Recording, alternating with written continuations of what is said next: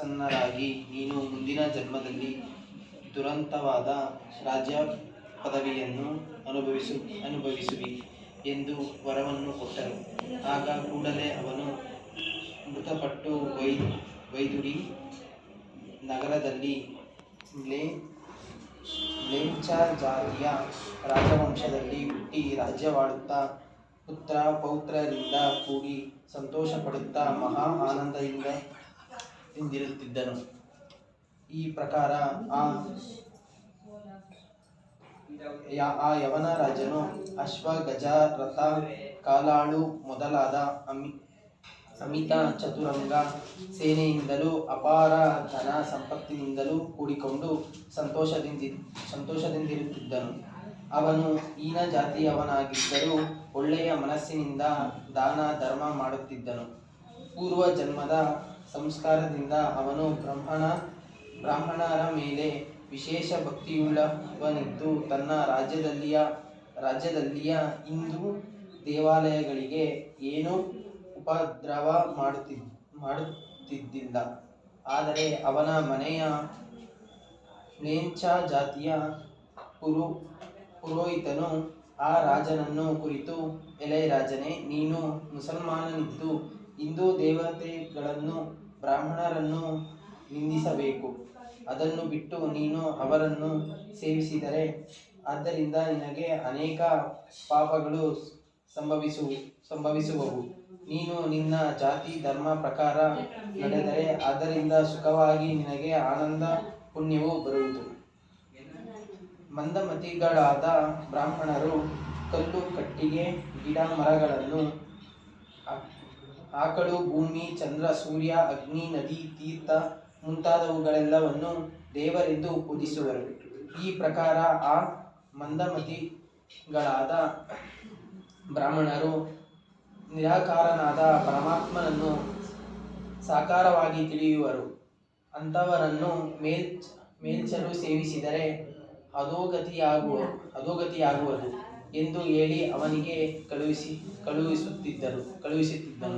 ಈ ಪ್ರಕಾರ ಆ ಯವನ ಪುರೋಹಿತನು ತನಗೆ ಹಿತವನ್ನು ಹೇಳುವುದನ್ನು ಕೇಳಿ ಆ ರಾಜನು ಸಿಟ್ಟಾಗಿ ಅವನಿಗೆ ಉತ್ತರವನ್ನು ಹೇಳುತ್ತಾನೆ. ಎಲೈ ಪುರೋಹಿತನೇ, ನೀನು ಅಂದದ್ದು ನನಗೆ ತಿಳಿಯಿತು. ಸರ್ವೇಶ್ವರನು ಅಣು ರೇಣು ತೃಣ ಕಷ್ಟಗಳಲ್ಲಿ ಸಹ ಪೂರ್ಣ ತುಂಬಿಕೊಂಡಿರುತ್ತಾನೆ. ಈ ಸಮಸ್ತ ಸೃಷ್ಟಿಯು ಈ ಸ್ಥಾವರ ಜಂಗಮ ವಸ್ತುಗಳು ಆ ಈಶ್ವರನಿಂದಲೇ ಉಂಟಾಗಿರುವವು. ದೇವರು ಎಲ್ಲ ಕಡೆಯಲ್ಲಿಯೂ ಸತ್ಯವಾಗಿ ವ್ಯಾಪ್ತವಾಗಿದ್ದಾನೆಂದು ಅಸಂಖ್ಯ ತರ್ಕಭೇದಗಳಿರುತ್ತವೆ. ನೀನು ಯಾವತ್ತೂ ಜಾತಿಗಳ ಉತ್ಪತ್ತಿಯನ್ನು ತಿಳಿದು ನೋಡು. ಎಲ್ಲ ಶರೀರಗಳು ಪೃಥ್ವಿ ಆಪ ತೇಜ ವಾಯು ಆಕಾಶಗಳೆಂಬ ಪಂಚತತ್ವಗಳು ಕೂಡಿ ಆಗಿರುತ್ತದೆ. ಎಲ್ಲರ ಬೆಳವಣಿಗೆ ಒಂದೇ ಪ್ರಕಾರವಾಗಿರುವುದು. ಕುಂಬಾರನು ಒಂದೇ ಮಣ್ಣಿನಿಂದ ಅನೇಕ ತರದ ಪಾತ್ರೆಗಳನ್ನು ಮಾಡುವನು. ಆ ಪಾತ್ರೆಗಳು ಬೇರೆ ಬೇರೆಯಾಗಿ ಕಂಡರೂ ಅವೆಲ್ಲವೂ ಒಂದೇ ಮಣ್ಣಿನಿಂದಲ್ಲವೇ? ನಾನಾ ಬಣ್ಣದ ಆಕಳಿದ್ದರೂ ಅವುಗಳ ಹಾಲು ಒಂದೇ ಆಗಿರುತ್ತದೆ. ಅಲಂಕಾರಗಳು ಬೇರೆ ಬೇರೆಯಾಗಿ ಕಂಡರೂ ಅವುಗಳಲ್ಲಿರುವ ಬಂಗಾರವೂ ಒಂದೇ ಆಗಿರುತ್ತದೆ. ಅದರಂತೆ ದೇಹಗಳು ಭಿನ್ನವಾಗಿ ಕಂಡರೂ ಆಕಾಶದಲ್ಲಿರುವ ಚಂದ್ರನು ಎಲ್ಲ ಘಟ್ಟಗಳಲ್ಲಿಯೂ ಪೂರ್ಣವಾಗಿ ಕಾಣುವಂತೆ ಪ್ರತಿಯೊಂದು ದೇಹದಲ್ಲಿ ಪರಮಾತ್ಮನು ಪೂರ್ಣವಾಗಿರುತ್ತಾನೆ.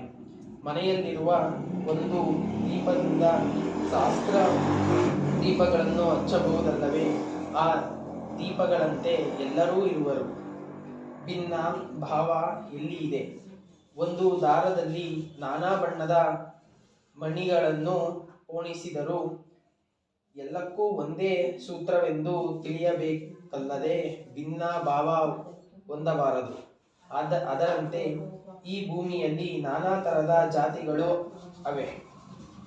ಎಲ್ಲರಲ್ಲಿಯೂ ಪರಮಾತ್ಮನಾದ ಶ್ರೀ ಹರಿಯು ಒಬ್ಬನೇ ಇರುವನು. ನೀವಾದರೂ ಪರಮಾತ್ಮನೊಬ್ಬನು ಇದ್ದಾನೆಂದು ಅನುತ್ತಿಷ್ಟರಷ್ಟೇ. ಪರಮಾತ್ಮನ ಹೆಸರಿನಲ್ಲಿ ಮಾತ್ರ ಭಿನ್ನವಾಗಿರುವುದು ಕಾರಣ ಪರಮಾತ್ಮನಲ್ಲಿ ಭಿನ್ನ ಭಾವ ಮಾಡಬಾರದು. ಇನ್ನು ಬ್ರಾಹ್ಮಣರು ಕಲ್ಲು ಮೊದಲಾದವುಗಳನ್ನು ದೇವರಂತೆ ಪೂಜಿಸುವರೆಂದು ನೀವು ಆಕ್ಷೇಪಿಸುವಿರಿ. ಅಂದರೆ ವಿಶ್ವಾತ್ಮಕನು ಎಲ್ಲ ಪದಾರ್ಥಗಳಲ್ಲಿ ಪೂರ್ಣನಾಗಿದ್ದಾನೆಂದು ತಿಳಿಯುತ್ತದೆ.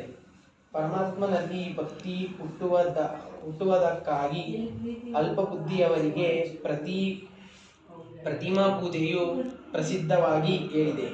ಆತ್ಮರಾಮನನ್ನು ಯಾರು ವಿಧಿಪ್ರಕಾರ ಪೂಜಿಸುತ್ತಾರೋ ಅವರ ಮಾತಿಯು ಈ ಪ್ರಕಾರವಾಗಿರುತ್ತದೆ. ಸ್ಥಿರ ಮನಸ್ಸಿಲ್ಲದವರು ಗುರುತಿಗಾಗಿ ಪ್ರತಿಮೆಗಳನ್ನು ಮಾಡಿ ಅವುಗಳಿಗೆ ನಾರಾಯಣ ಮೊದಲಾದ ಹೆಸರುಗಳನ್ನಿಟ್ಟು ಪೂಜಿಸುವರು. ಅದಕ್ಕಾಗಿ ನೀವು ನಿಂದಿಸುವಿರಿ. ಆದರೆ ನೀವು ಎಲ್ಲ ಕಡೆಯಲ್ಲಿಯೂ ಪರಮಾತ್ಮನು ಪೂರ್ಣವಾಗಿದ್ದಾನೆಂದು ಅನ್ನುತ್ತಾ ನಿಮ್ಮ ಮತವನ್ನು ಯಾಕೆ ಪ್ರತಿಷ್ಠಿಸುವಿರಿ? ನಾವು ಯಾವ ಮತಕ್ಕೂ ದ್ವೇಷ ಮಾಡಬಾರದು. ಆದ ಕಾರಣ ಜ್ಞಾನವಂತರು ಯಾವ ಮತಕ್ಕೂ ಸ್ತುತಿ ಮಾಡಬಾರದು. ಭೂಮಿಯಲ್ಲಿ ನಾನಾ ಪ್ರಕಾರದ ಜಾತಿಯವರು ಇರುತ್ತಾರೆ.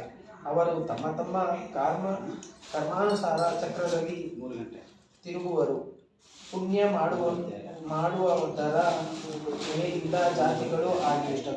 ಎಲ್ಲಕ್ಕೂ ಹೆಚ್ಚು ಪುಣ್ಯ ಮಾಡಿದವನು ಉಚ್ಚ ಜಾತಿಯಲ್ಲಿ ಹುಟ್ಟುವನು. ಅದಕ್ಕಿಂತ ಸ್ವಲ್ಪ ಕಡಿಮೆ, ಅದಕ್ಕೂ ಕಡಿಮೆ, ಅದಕ್ಕೂ ಬಹಳ ಕಡಿಮೆ, ಹೀಗೆ ಪುಣ್ಯ ಕಡಿಮೆಯಾಗುತ್ತಾ ಕಡಿಮೆ ಜಾತಿಯಲ್ಲಿ ಹುಟ್ಟುವನು. ಉಚ್ಚ ಜಾತಿಯಲ್ಲಿ ಹುಟ್ಟಿದವನು ಪಾಪ ಮಾಡಿದರೆ ಆ ಪಾಪದಂತೆ ಅವನು ಮುಂದೆ ಕಡಿಮೆ ತರದ ಜಾತಿಯಲ್ಲಿ ಹುಟ್ಟುವನು. ಕಡಿಮೆ ಜಾತಿಯಲ್ಲಿ ಹುಟ್ಟಿದವನು ಎಲ್ಲಿಕ್ಕೋ ಹೆಚ್ಚು ಪುಣ್ಯ ಮಾಡಿದರೆ ಮುಂದೆ ಅವನು ಉಚ್ಚ ಜಾತಿಯಲ್ಲಿ ಹುಟ್ಟುವನು ಎಂದು ರಾಜನು ತನ್ನ ಪುರೋಹಿತನಿಗೆ ಹೇಳಿದನು. ಆ ರಾಜನು ಬಹು ಪುಣ್ಯವಂತನಾಗಿದ್ದರಿಂದ ದೇವದ್ವಿಜರಲ್ಲಿ ಅವನ ವಿಶ್ವಾಸವು ಬಹಳವಾಗಿತ್ತು. ಹೀಗೆ ಆ ರಾಜನು ವೈದುರಿ ನಗರದಲ್ಲಿ ಇರುತ್ತಿರಲು ಮುಂದೆ ಒಂದು ದಿನ ಅವನ ತೊಡೆಯ ಮೇಲೆ ಒಂದು ಹುಣ್ಣು ಹುಟ್ಟಿತು. ಆಗ ನಾನಾ ಪ್ರಕಾರದ ವೈದ್ಯರು ಬಂದು ಆ ಹುಣ್ಣಿಗೆ ಅನೇಕ ತರಹದ ಔಷಧಗಳನ್ನು ಹಚ್ಚಿದರು. ಏನು ಮಾಡಿದರೂ ಅದು ಕಡಿಮೆಯಾಗಲಿಲ್ಲ. ಅದರಿಂದ ರಾಜನು ಬಹಳ ಕಷ್ಟಪಡುತ್ತಿದ್ದನು. ಹೀಗೆ ನಡೆದಿರಲು ಇತ್ತ ಗಣಗಾಪುರದಲ್ಲಿದ್ದ ಶ್ರೀ ಗುರುಗಳು ಜ್ಞಾನ ದೃಷ್ಟಿಯಿಂದ ಮುಂದೆ ರಾಜನು ಬರುತ್ತಾನೆಂದು ತಿಳಿದು ಮನಸ್ಸಿನಲ್ಲಿ ವಿಚಾರ ಮಾಡುತ್ತಾ, ಇಲ್ಲಿ ನಮ್ಮ ಮಹಿಮೆಯು ಪ್ರಕಟವಾಗಿ ಎಲ್ಲ ಕಡೆಗೂ ಪ್ರಸಿದ್ಧವಾಯಿತು. ಅದರಿಂದ ಮಿಂಚ ರಾಜನು ನಮ್ಮ ದರ್ಶನಕ್ಕೆ ಬರುವನು. ಅವನ ಸಂಗಡ ಅನೇಕ ಯವನರು ನಮ್ಮನ್ನು ನೋಡಲಿಕ್ಕೆ ಬರುವರು. ಅವರು ಇಲ್ಲಿಗೆ ಬಂದರೆ ಇಲ್ಲಿಯ ಬ್ರಾಹ್ಮಣರನ್ನು ಬಾಧಿಸಬಹುದು. ಆದ ಕಾರಣ ನಾವು ಇಲ್ಲಿ ಪ್ರತ್ಯಕ್ಷವಾಗಿರಬಹುದು. ಈಗ ನಾವು ಲೌಕಿಕಾರ್ಥವಾಗಿ ಗುಪ್ತವಾಗಿರಬೇಕು ಎಂದು ಅಂದು ಆಮೇಲೆ ತಮ್ಮ ಶಿಷ್ಯರನ್ನು ಕುರಿತು, ಎಲೆ ಶಿಷ್ಯರೇ, ಒಬ್ಬ ಯವನ ರಾಜನು ನಮ್ಮನ್ನು ಕರೆಯಲಿಕ್ಕೆ ಬರುವವನಿದ್ದಾನೆ. ಅವನ ಸಂಗಡ ಅನೇಕ ಯವನರು ಬರಬಹುದು. ಆಗ ನಿಮಗೆ ಉಪದ್ರವವಾದೀತು. ಆದ ಕಾರಣ ಇನ್ನು ನಾವು ಇಲ್ಲಿ ಇರಬಾರದು. ಈಗ ಈಶ್ವರನಾಮ ಸಂವತ್ಸರವು ಬಂದಿದೆ. ಈಗ ಸಿಂಹ ರಾಶಿಗೆ ಗುರುವು ಬಂದಿರುತ್ತಾನೆ. ಈ ಕಾಲಕ್ಕೆ ಗೋದಾವರಿ ತೀರ್ಥದಲ್ಲಿ ಸ್ನಾನ ಮಾಡುವುದು ಶ್ರೇಷ್ಠವು. ಆದ ಕಾರಣ ಎಲೆ ಶಿಷ್ಯರೇ, ನಾವು ಯಾತ್ರಾ ಸೀಮಿತವಾಗಿ ತೀರ್ಥವಾಗಿ ಗೋದಾವರಿ ತೀರಕ್ಕೆ ಹೋಗಬೇಕಾಗಿದೆ. ಕಾರಣ ನೀವು ತೀರ್ಥವಾಗಿ ಎಲ್ಲ ಸಿದ್ಧತೆಯನ್ನು ಮಾಡಿರಿ ಎಂದು ಹೇಳಿದರು. ಈ ಪ್ರಕಾರ ಗುರುಗಳ ಮಾತು ಕೇಳಿ ಆ ಶಿಷ್ಯರು ತಮ್ಮೊಳಗೆ ವಿಚಾರ ಮಾಡುತ್ತಾ, ಯವನ ರಾಜನು ಬಂದರೆ ಏನಾಗುತ್ತದೆ ಎಂದು ವಿಚಾರ ಮಾಡಿ, ಮತ್ತೆ ಬಂದರೆ ಏನಾಗುತ್ತದೆಯೋ ನೋಡೋಣ. ಬಂದರೆ ಶ್ರೀ ಗುರು ನರಸಿಂಹ ಸರಸ್ವತಿಗಳು ನಮ್ಮನ್ನು ಯಾಗಾದರೂ ರಕ್ಷಿಸಿಯೇ ರಕ್ಷಿಸುವರು ಎಂದೆನ್ನುತ್ತಿದ್ದರು. ಈ ಪ್ರಕಾರ ಶ್ರೀ ಗುರುಗಳು ಗಣಗಾಪುರದಲ್ಲಿದ್ದಾಗ ಆದ ಖ್ಯಾತಿಯನ್ನು ಹೇಳಿ ಪೂರ್ವಜನ್ಮದ ಸಂಸ್ಕಾರದಿಂದ ಈ ಯವನರಾಜನಿಗೆ ಗಣಗಾಪುರಕ್ಕೆ ಹೋಗುವ ಇಚ್ಛೆಯಾಯಿತು. ಆ ಹುಣ್ಣಿನ ದುಃಖದಿಂದ ಆ ರಾಜನು ಬಹಳ ಕಷ್ಟಪಡುತ್ತಿದ್ದನು. ಎಷ್ಟು ತರಹ ಔಷಧ ಹಚ್ಚಿದರೂ ಅದು ಕಡಿಮೆಯಾಗಲಿಲ್ಲ.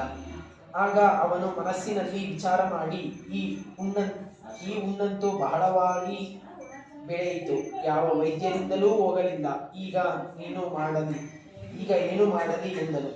ಆಮೇಲೆ ಬ್ರಾಹ್ಮಣರನ್ನು ಕರೆಯಿಸಿ, ಸ್ವಾಮಿ, ಈ ಹುಣ್ಣಿನ ಏನು ಉಪಾಯ ಮಾಡಬೇಕು ಎಂದು ಕೇಳಿದನು. ಆಗ ಅವರು, ಎಲೈ ರಾಜ, ಹೇಳುತ್ತೇನೆ, ಏಕಚಿತ್ತದಿಂದ ಕೇಳು. ಎಲೈ ರಾಜನೇ, ಪೂರ್ವ ಜನ್ಮದಲ್ಲಿ ಮಾಡಿದ ಪಾಪವು ಈ ಜನ್ಮದಲ್ಲಿ ವ್ಯಾಧಿ ರೂಪವಾಗಿ ಪೀಡಿಸುವುದು. ಆ ಪಾಪ ಹೋಗುವುದಕ್ಕೆ ತೀರ್ಥಯಾತ್ರಾ, ದೇವಪೂಜಾ, ದಾನ ಧರ್ಮಗಳನ್ನು ಮಾಡಬೇಕು. ಅಂದರೆ ನಿನ್ನ ವ್ಯಾಧಿಯು ಹೋಗುವುದು. ಅಥವಾ ಭಕ್ತಿಯಿಂದ ಯೋಗ್ಯ ಸತ್ಪುರುಷರನ್ನು ಸೇವಿಸಬೇಕು. ಆ ಸತ್ಪುರುಷರು ಕೃಪಾದೃಷ್ಟಿ ಎಂಬ ಅಮೃತದಿಂದ ಈ ನಿನ್ನ ವ್ಯಾಧಿಯು ಗುಣವಾಗುತ್ತದೆ. ಸತ್ಪುರುಷರ ದೃಷ್ಟಿಯಿಂದ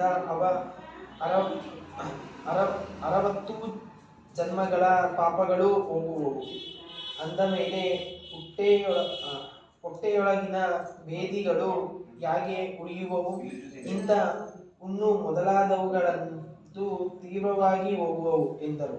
ಈ ಪ್ರಕಾರ ಆ ಬ್ರಾಹ್ಮಣರ ಮಾತು ಕೇಳಿ ರಾಜನು ಅವರಿಗೆ ನಮಸ್ಕಾರ ಮಾಡಿ, ಸ್ವಾಮಿ, ನನಗೆ ಯವನನೆಂದು ಮಾತ್ರ ಅನ್ನಬೇಡಿ. ನಾನು ಬ್ರಾಹ್ಮಣರ ಸೇವಕನು. ಪೂರ್ಣದಲ್ಲಿ ನಾನು ಶ್ರೀಗುರು ಚರಣ ಸೇವೆಯನ್ನು ಮಾಡುವೆನು. ಆದರೆ ಯಾವುದೋ ಒಂದು ಪಾಪದಿಂದ ನಾನು ಯವನ ಕುಲದಲ್ಲಿ ಜನಿಸಿರುವೆನು. ಸ್ವಾಮಿ ಬ್ರಾಹ್ಮಣರೇ, ಪೂರ್ಣದಲ್ಲಿ ಯಾವ ಸತ್ಪುರುಷರ ದರ್ಶನದಿಂದ ಯಾವ ರೋಗವು ಪರಿಹಾರವಾಯಿತೆಂಬುದಕ್ಕೆ ಒಂದು ಕಥೆಯನ್ನು ಹೇಳಿ ಅಂದನು. ಆಗ ಅವರಲ್ಲಿ ಒಬ್ಬ ಬ್ರಾಹ್ಮಣನು ಮನಸ್ಸಿನಲ್ಲಿ ವಿಚಾರ ಮಾಡಿ, ರಾಜನೇ, ಆ ಕಥೆಯನ್ನು ಬಹಿರಂಗವಾಗಿ ಈ ಸ್ಥಳದಲ್ಲಿ ಹೇಳಬಾರದು. ಅದಕ್ಕೆ ಏಕಾಂತ ಸ್ಥಳವೂ ಬೇಕು. ಯಾಕೆಂದರೆ ನೀನು ಯವನ ರಾಜನು, ನಾನು ಬ್ರಾಹ್ಮಣನು. ಇಲ್ಲಿ ನಾನು ನಿಮಗೆ ಏನಾದರೂ ಹೇಳಿದರೆ ನಿಮ್ಮ ಜಾತಿಯಲ್ಲಿ ಅನೇಕರು ನಿಮ್ಮನ್ನು ನಿಂದಿಸುವರು. ಆದ್ದರಿಂದ ಇಲ್ಲಿ ಹೇಗೆ ಹೇಳಲಿ ಎಂದನು. ಆಗ ರಾಜನು ವಿನಯದಿಂದ, ಸ್ವಾಮಿ, ನಮ್ಮ ಜಾತಿಯ ಮೇಲೆ ನನ್ನ ಪ್ರೀತಿ ಇಲ್ಲ. ನನ್ನನ್ನು ನೀವೇ ಉದ್ಧಾರ ಮಾಡಬೇಕು ಎಂದು ಹೇಳಿದನು. ಈ ಪ್ರಕಾರ ರಾಜನ ಮನಸ್ಸು ಅನುತಪ್ತವಾಗಿರುವುದನ್ನು ತಿಳಿದು ಈ ಬ್ರಾಹ್ಮಣನು, ಮಹಾರಾಜ, ನಿಮ್ಮ ಊರ ಹತ್ತಿರ ಇರುವ ಪಾಪವಿನಾಶಿ ತೀರ್ಥವು ಉತ್ತಮವಾದದ್ದಿರುತ್ತದೆ. ನೀವು ಅಲ್ಲಿಗೆ ವಿನೋದಾರ್ಥವಾಗಿ ಸಹಜ ಹೋಗಬೇಕು. ಅಲ್ಲಿ ಉತ್ತಮವಾದ ಏಕಾಂತ ಸ್ಥಳವಿರುವುದು. ಆ ತೀರ್ಥದಲ್ಲಿ ನೀವು ಭಕ್ತಿಯಿಂದಲೂ ಏಕಚಿತ್ತದಿಂದಲೂ ಸ್ನಾನ ಮಾಡಬೇಕು. ಆಗ ಅಲ್ಲಿ ಒಬ್ಬ ಯತಿಗಳು ಬರುವರು. ನೀವು ಅವರ ಭೇಟಿ ಆಗಿ ಕೇಳಬೇಕು. ಅವರು ಮುಂದಿನ ಸಂಗತಿಯನ್ನು ಹೇಳುವರು ಎಂದನು. ಆ ಬ್ರಾಹ್ಮಣನ ಮಾತು ಕೇಳಿ ಆ ರಾಜನು ಸಂತೋಷಪಟ್ಟು ಸಕಲ ಪರಿವಾರದೊಡನೆ ತೀರ್ಥವಾಗಿ ಆ ಪಾಪವಿನಾಶಿ ತೀರ್ಥಕ್ಕೆ ಹೋಗಿ ಎಲ್ಲ ಪರಿವಾರದವರನ್ನು ದೂರ ಬಿಟ್ಟು ತಾನೊಬ್ಬನೇ ಆ ತೀರ್ಥದ ಏಕಾಂತ ಸ್ಥಳಕ್ಕೆ ಹೋಗಿ ಸ್ನಾನ ಮಾಡಿದನು. ಕೂಡಲೇ ಅಲ್ಲಿಗೆ ಒಬ್ಬ ಯತಿಗಳು ಬಂದರು.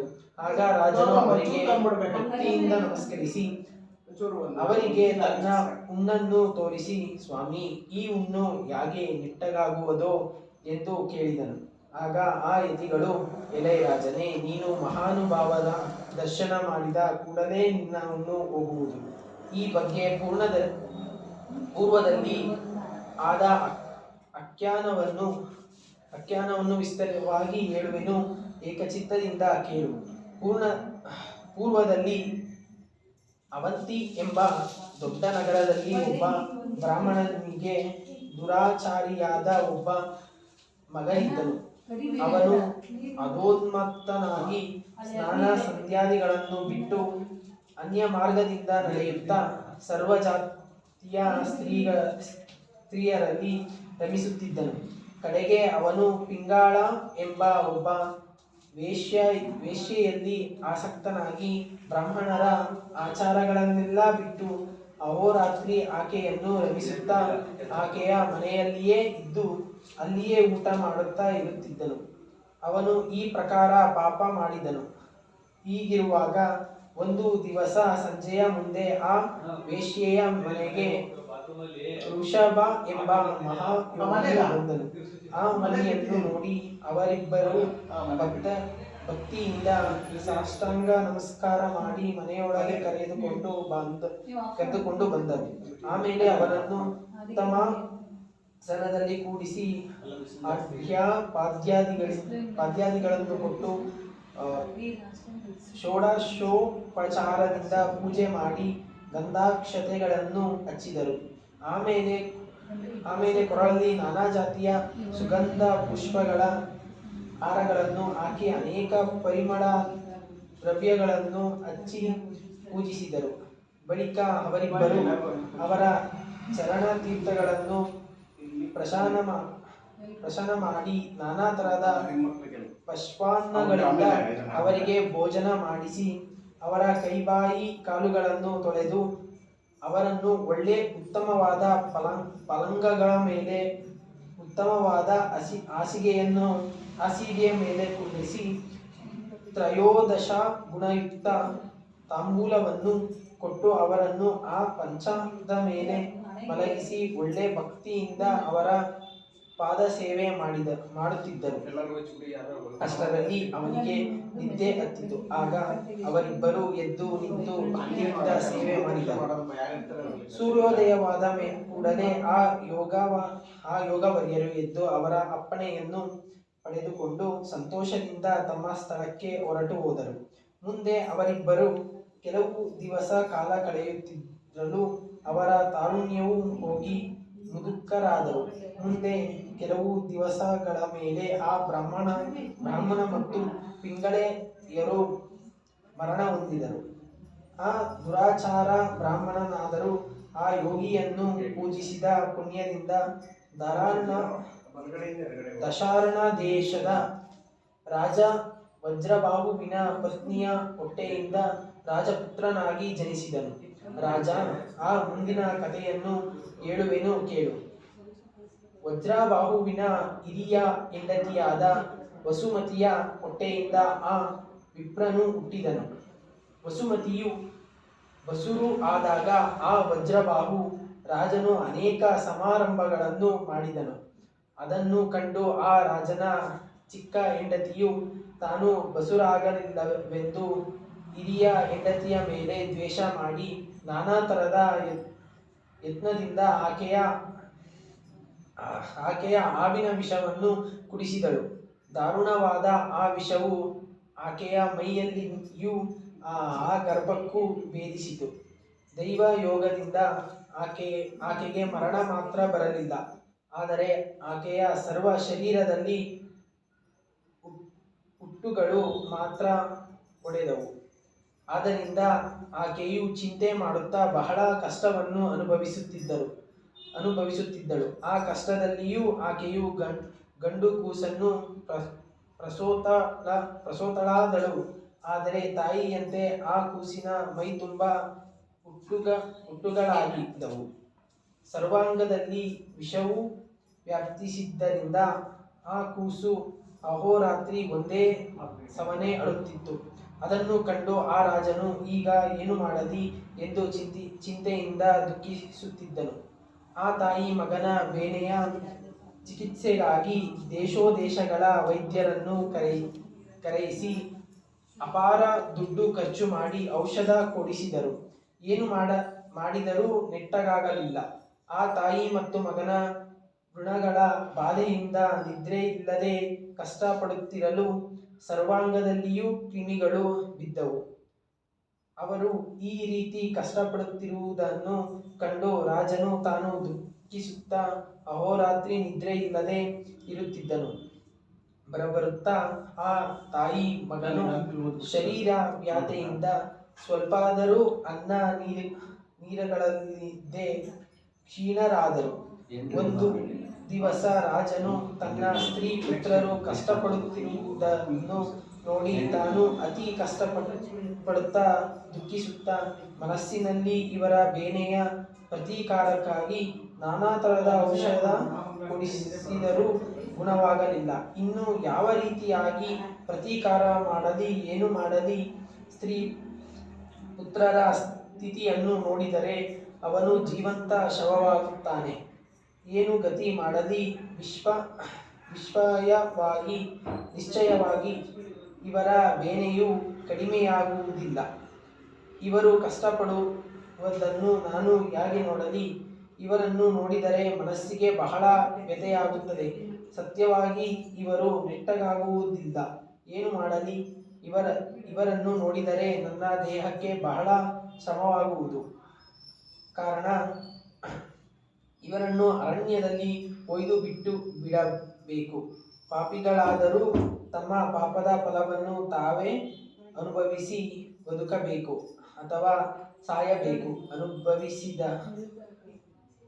ಅನುಭವಿಸದ ಹೊರತು ಪಾಪವು ಬಿಡುವುದಿಲ್ಲ ಎಂದು ಮನದಲ್ಲಿ ವಿಚಾರ ಮಾಡಿ ತನ್ನ ಸಾರಥಿಯನ್ನು ಕರೆದನು. ರಾಜನು, ಎಲೆ ಸೂತನೇ, ಈ ನನ್ನ ಸ್ತ್ರೀ ಪುತ್ರ ನಿರ್ಜನವಾದ ಅರಣ್ಯದಲ್ಲಿ ತೀವ್ರವಾಗಿ ಬಿಟ್ಟು ಬಾ. ಮನುಷ್ಯ ಸಂಚಾರವಿಲ್ಲದಂತೆ ನಿರ್ಜನವಾದ ಸ್ಥಳದಲ್ಲಿ ಬೇಗ ಒಯ್ಯದೆ ಬಿಡು ಎಂದು ವಿಸ್ತಾರವಾಗಿ ಹೇಳಿ ಅವನಿಗೆ ರಥವನ್ನು ಸಿದ್ಧ ಮಾಡಿಕೊಟ್ಟನು. ಆಗ ಆ ಸಾರಥಿಯು ಅವರನ್ನು ಕರೆದುಕೊಂಡು ತೀವ್ರವಾಗಿ ಹೊರಟು ಹೋದನು. ಆಗ ಆ ರಾಣಿಯ ದಾಸಿಯರು, ತಾಯಿ ತಂದೆಗಳು, ಬಂಧುಗಳು, ಆ ಊರ ಸಮಸ್ತ ಸ್ತ್ರೀ ಪುರುಷರು, ಆಹಾ ದುರಾಚಾರಿಯೂ ಮಹಾಪಾಪಿಯೂ ಆದ ಈ ರಾಜನು ತನ್ನ ಸ್ತ್ರೀ ಪುತ್ರರನ್ನು ಸಾಯಲಿಕ್ಕೆ ಅರಣ್ಯಕ್ಕೆ ಕಳಿಸುತ್ತಾನೆ ನೋಡಿರಿ ಎಂದು ಪ್ರಲಾಪಿಸುತ್ತಿದ್ದರು. ಅತ್ತ ಆ ಸಾರಥಿಯು ಆ ರಥವನ್ನು ನರಸಂಚಾರವಿಲ್ಲದಂಥ ಮಹಾಭಯಂಕರವಾದ ಅರಣ್ಯಕ್ಕೆ ಒಯ್ದು ಅವನನ್ನು ಅಲ್ಲಿ ಬಿಟ್ಟು ತಿರುಗಿ ಬಂದು ಮಹಾದುರ್ಗಮವಾದ ಅರಣ್ಯದಲ್ಲಿ ಬಿಟ್ಟು ಬಂದೆನೆಂದು ಆ ರಾಜನಿಗೆ ಹೇಳಿದನು. ಅದನ್ನು ಕೇಳಿ ರಾಜನು ಸಂತೋಷಪಟ್ಟು ತನ್ನ ಚಿಕ್ಕ ಹೆಂಡತಿಗೆ ಎಲ್ಲ ಸಂಗತಿಯನ್ನು ಹೇಳಿದನು. ಇಬ್ಬರು ಸಂತೋಷಪಟ್ಟರು. ಆ ತಾಯಿ ಮಗನು ಮಾತ್ರ ಅರಣ್ಯದಲ್ಲಿ ಸಂಸಾರದಿಂದ ಮನುಷ್ಯನು ತನ್ನ ಕರ್ಮಾನುಸಾರ ಗುಣಗಳಿಂದ ಹುಟ್ಟಿ ಪೂರ್ವದ ಪಾಪ ಪುಣ್ಯಗಳಿಂದ ಈ ಜನ್ಮದಲ್ಲಿ ಸುಖ ದುಃಖಗಳನ್ನು ಅನುಭವಿಸುವನು.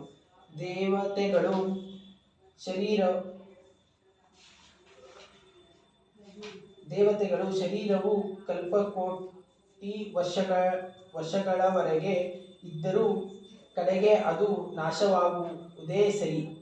ಅಂದ ಮೇಲೆ ಮನುಷ್ಯರ ಪಾಡೇನು? ಆದ ಕಾರಣ ಜ್ಞಾನವಂತರು ಹುಟ್ಟಿದರೆ ಸಂತೋಷ ಪಡುವುದಿಲ್ಲ, ಮರಣವಾದರೆ ದುಃಖ ಪಡುವುದಿಲ್ಲ. ಆದ್ದರಿಂದ ಈ ದೇಹವು ಸ್ಥಿರವಲ್ಲವೆಂದು ತಿಳಿ. ಗರ್ಭದ ಉತ್ಪತ್ತಿಯಾದ ಕೂಡಲೇ ಅದಕ್ಕೆ ನಾಶ ಉಂಟೆಂದು ಎಲ್ಲರೂ ತಿಳಿಯುವರು. ಕೆಲವರು ಬಾಲ್ಯದಲ್ಲಿ, ಕೆಲವರು ಯೌವನದಲ್ಲಿ, ಕೆಲವರು ವಾರ್ಧಕ್ಯದಲ್ಲಿ ಸಾಯುವರು. ಪೂರ್ವಜನ್ಮದ ಕರ್ಮದ ಗುಣಾನುಸಾರವಾಗಿ ಈಗ ಕರ್ಮದ ಘಟಿಸುತ್ತದೆ. ಮಾಯಾಮೋಹದಿಂದ ಈ ನರದೇಹಕ್ಕೆ ಮಗನೆಂದು ಅನ್ನುವಿರಿ. ಬ್ರಹ್ಮನ ಬರಹದಂತೆ ಎಲ್ಲವೂ ಆಗುವುದು. ಕಾಲಕರ್ಮವನ್ನು ಮೀರಲಿಕ್ಕೆ ಯಾರಿಗೂ ಶಕ್ಯವಿಲ್ಲವೆಂದು ತಿಳಿ. ಅಮ್ಮ, ಈ ಪ್ರಕಾರವಾದ ಅನಿತ್ಯ ಶರೀರಕ್ಕೆ ನೀನು ಯಾಕೆ ದುಃಖಿಸುತ್ತಿ? ನಿನ್ನ ಪೂರ್ಣ ಪರಂಪರೆಯು ಹೆಂಗೆ ಇದೆ ಹೇಳು? ನೀನು ಜನ್ಮಾಂತರದಲ್ಲಿ ಯಾರ ಹೆಂಡತಿಯಾಗಿದ್ದಿ, ಯಾರ ತಾಯಿಯಾಗಿದ್ದಿ, ಯಾರ ಅಕ್ಕ ತಂಗಿಯಾಗಿದ್ದಿ ಎಂಬುದನ್ನು ನನಗೆ ಹೇಳು. ನೀನು ಇದೆಲ್ಲವನ್ನೂ ತಿಳಿದು ವ್ಯರ್ಥವಾಗಿ ಯಾಕೆ ದುಃಖಿಸುತ್ತಿ?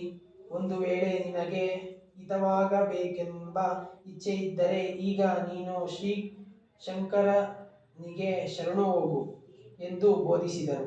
ಆಗ ಆ ರಾಜಪತ್ನಿಯು ಆ ಯೋಗಿಗಳಿಗೆ ವಂದಿಸಿ ವಿನಯದಿಂದ, ಸ್ವಾಮಿ, ನಾನು ತಾಯಿ ತಂದೆ ಮೊದಲಾದ ಸರ್ವ ಬಳಗವನ್ನು ಬಿಟ್ಟು ರಾಜ್ಯ ಭ್ರಷ್ಟಳಾಗಿ ಈ ಮಗನೇ ನನ್ನ ಪ್ರಾಣವೆಂದು ತಿಳಿದು ಭರವಸೆಯಿಂದ ಅಡವಿಗೆ ಬಂದು ಬಹಳ ಕಷ್ಟಪಟ್ಟೆನು. ಆದರೆ ನಮ್ಮಿಬ್ಬರ ಗತಿಯೂ ಹೀಗಾಯಿತು ಅಂದ ಮೇಲೆ ನಾನು ಈ ಮಗನನ್ನು ಬಿಟ್ಟು ಪ್ರೀತಿಯಿಂದ ಬದುಕಿರುವುದರಿಂದ ಪ್ರಯೋಜನವೇನು? ಈಗ ನನಗೆ ನಿಶ್ಚಯವಾಗಿ ಮರಣ ಬರಲಿ ಎಂದು ಆ ಯೋಗಿಯ ಪಾದಕ್ಕೆ ನಮಿಸಿದರು.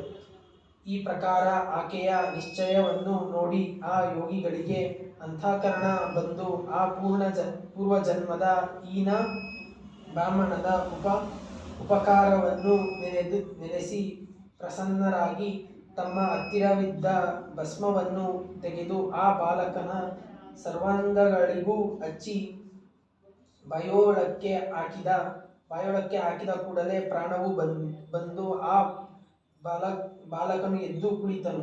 ಆಗ ಅವನ ಮೈಮೇಲಿನ ವ್ರಣಗಳೆಲ್ಲ ಹೋಗಿ ಸರ್ವಾಂಗವು ಸುವರ್ಣದಂತಾಯಿತು. ಆಮೇಲೆ ಆ ಯೋಗಿವರ್ಯರು ಆಕೆಗೂ ಭಸ್ಮವನ್ನು ಹಚ್ಚಲು ಕೂಡಲೇ ಆಕೆಗೆ ವ್ರಣಗಳು ಹೋಗಿ ಆಕೆಯ ದೇಹವು ಸುವರ್ಣದಂತಾಯಿತು. ಆಗ ಆ ರಾಜಪತ್ನಿಯು ಮಗನ ಸಹಿತವಾಗಿ ಆ ಯೋಗಿಗಳ ಪಾದಕ್ಕೆ ನಮಸ್ಕರಿಸಲು ಅವರು ಮತ್ತೆ ಭಸ್ಮವನ್ನು ತೆಗೆದು ಆ ಇಬ್ಬರ ದೇಹಗಳಿಗೂ ಹಚ್ಚಿದರು. ಆಗ ಅವರ ದೇಹಗಳು ಚಿನ್ನದಂತೆ ಶೋಭಾಯಮಾನವಾಗಿ ಹೊಳೆಯ ಹತ್ತಿದವು. ಆಗ ಆ ಯೋಗಿಗಳು ಪ್ರಸನ್ನರಾಗಿ, ಎಲೈ ರಾಜಪತ್ನಿಯೇ, ನಿಮಗೆ ಮುಪ್ಪು ಮುಂತಾದವುಗಳು ಬರುವುದಿಲ್ಲ.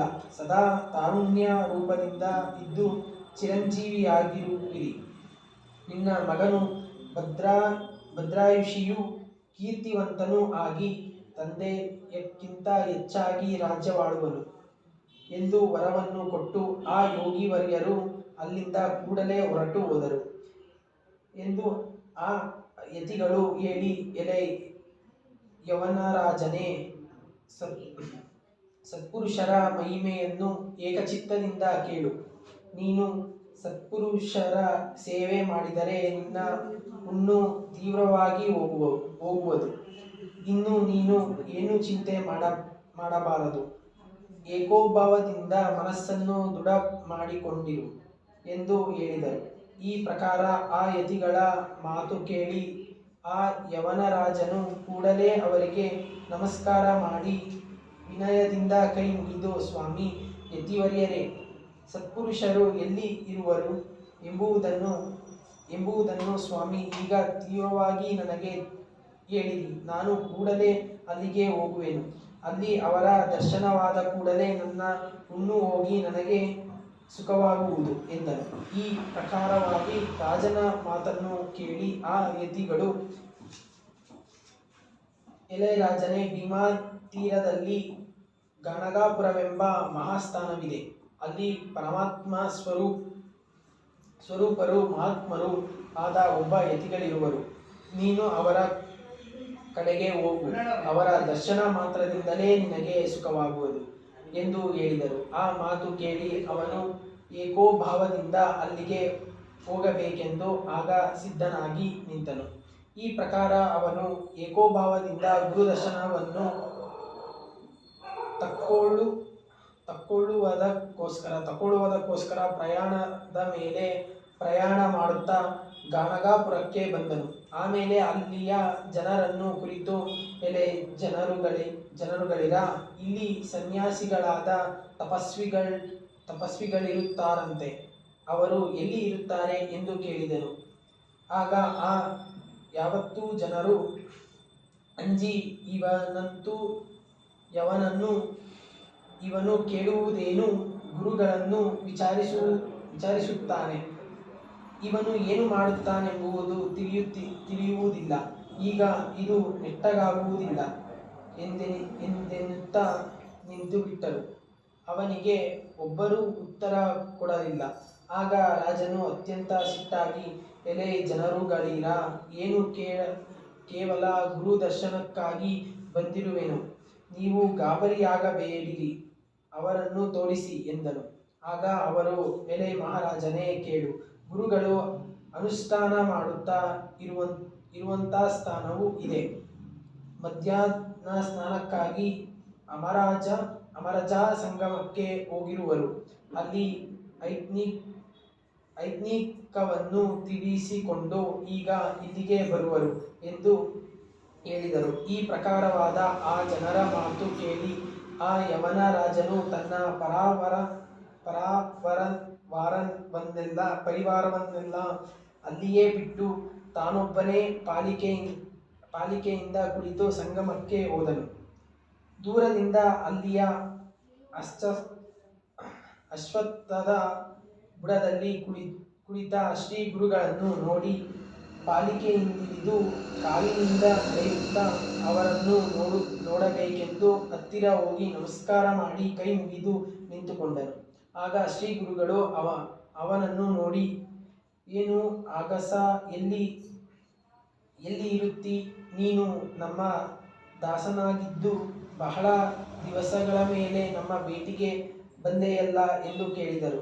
ಈ ಪ್ರಕಾರವಾದ ಗುರುಗಳ ಮಾತು ಕೇಳಿ ಆ ಯವನ ರಾಜನು ಮಹಾಜ್ಞಾನವಂತನಾಗಿ ತನ್ನ ಪೂರ್ವಜನ್ಮವನ್ನು ಮನಸ್ಸಿನಲ್ಲಿ ಸ್ಮರಿಸಿ ದಂಡವತ ಸಾಷ್ಟಾಂಗ ನಮಸ್ಕಾರ ಮಾಡಿದನು. ಆಮೇಲೆ ಅವರ ಪಾದಗಳ ಮೇಲೆ ಉರುಳಾಡುತ್ತಾ ಸದ್ಗದಿತ ಕಂಠನು, ಮೈಮೇಲೆ ರೋಮಾಂಚ ಉಳ್ಳವನೂ ಆಗಿ ಆನಂದ ಬಾಷ್ಪಗಳನ್ನು ಸುರಿಸುತ್ತಾ ಪೂರ್ವಜನ್ಮದ ಸಂಗತಿಯನ್ನು ಸ್ಮರಣೆಗೆ ತಂದುಕೊಂಡು ಅತಿ ದುಃಖದಿಂದ ಅಳುತ್ತಾ ವಿನಯದಿಂದ ಕೈಮುಗಿದು ನಾನಾ ರೀತಿಯಿಂದ ಸ್ತೋತ್ರ ಮಾಡಿದನು. ಆಮೇಲೆ ಅವನು, ಸ್ವಾಮಿ ಗುರುವರ್ಯರೇ, ನನ್ನನ್ನೇಕೆ ಅಪೇಕ್ಷಿಸಿದಿರಿ? ತಾವು ನನ್ನನ್ನು ತಮ್ಮ ಚರಣ ಕಮಲಗಳಿಂದ ದೂರ ಮಾಡಿದ್ದರಿಂದ ನಾನು ಪರದೇಶಿಯಾದೆನು. ಅಂಧಕಾರವಾದ ಸಂಸಾರ ಸಾಗರದಲ್ಲಿ ನನ್ನನ್ನು ಏಕೆ ಮುಳುಗಿಸಿದಿರಿ? ನಾನು ಮದೋನ್ಮತ್ತನಾಗಿ ತಮ್ಮ ಚರಣಗಳನ್ನು ಮರೆತೆನು. ಸ್ವಾಮಿ, ನಾನು ಈ ಸಂಸಾರ ಸಾಗರವೆಂಬ ಮಹಾಜಾಲದಲ್ಲಿ ಮುಳುಗಿ ದುರ್ಮತಿಯಾಗಿ ತಮ್ಮ ಚರಣಗಳ ಸೇವೆ ಮಾಡದೆ ದಿವಾಂಧನಾಗಿದ್ದೆನು. ನಾವು ಪ್ರತ್ಯಕ್ಷವಾಗಿ ಹತ್ತಿರವಿದ್ದರೂ ನಾನು ಮತಿಹೀನನು, ತಮೋಗುಣದಿಂದ ಕೂಡಿದವನೂ ಆಗಿ ತಮ್ಮ ಗುರ್ತು ತಿಳಿಯದೆ ತಮ್ಮ ಚರಣಗಳನ್ನು ಮರೆತೆನು. ನೀವು ನಿಮ್ಮ ನಿಜಭಕ್ತರನ್ನು ಉಪೇಕ್ಷಿಸುವಿರೆಂದು ನನ್ನ ಮನಸ್ಸಿನಲ್ಲಿ ನಿಶ್ಚಯವಾಯಿತು.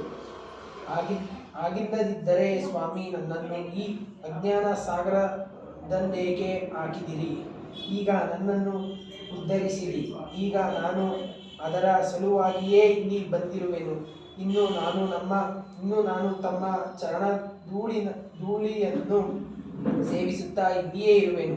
ಇನ್ನು ನನಗೆ ರಾಜ್ಯವೂ ಸಾಕು ಎಂದು ಅಂದರು.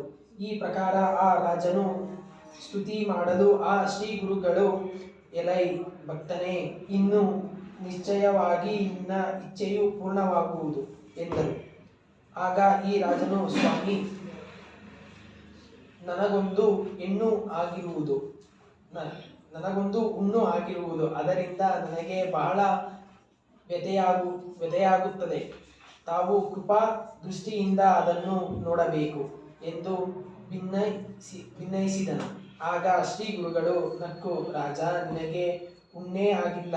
ನಿನ್ನ ಹುಣ್ಣು ಎಲ್ಲಿ ಇದೆ? ತೋರಿಸು ಎಂದರು. ಆಗ ಅವನು ತನ್ನ ತೊಡೆಯ ಮೇಲಿನ ಹುಣ್ಣನ್ನು ನೋಡಿಕೊಂಡನು. ಅದು ಕಾಣಲಿಲ್ಲ. ಆಗ ಅವನು ಕೂಡಲೇ ಮನಸ್ಸಿನಲ್ಲಿ ಆಶ್ಚರ್ಯ ಹೊಂದಿ ಪುನಃ ಶ್ರೀಗುರು ಚರಣಕ್ಕೆ ನಮಸ್ಕಾರ ಮಾಡಿ, ಸ್ವಾಮಿ, ತಾವು ನನಗೆ ಪ್ರಸನ್ನರಾಗಿ ನನ್ನ ಮೇಲೆ ಕೃಪಾ ಮಾಡಿದ್ದರಿಂದ ನಾನು ರಾಜ್ಯವನ್ನು ಹೊಂದಿ ಸಂತೋಷದಿಂದ ಅಷ್ಟೈಶ್ವರ್ಯ ಭೋಗಿಸಿದೆನು. ಪುತ್ರ ಪೌತ್ರರನ್ನು ಕಂಡೆನು. ನನ್ನ ಮೇಲೆ ತಮ್ಮ ಪೂರ್ಣ ಅಂತಃಕರಣವಾಯಿತು.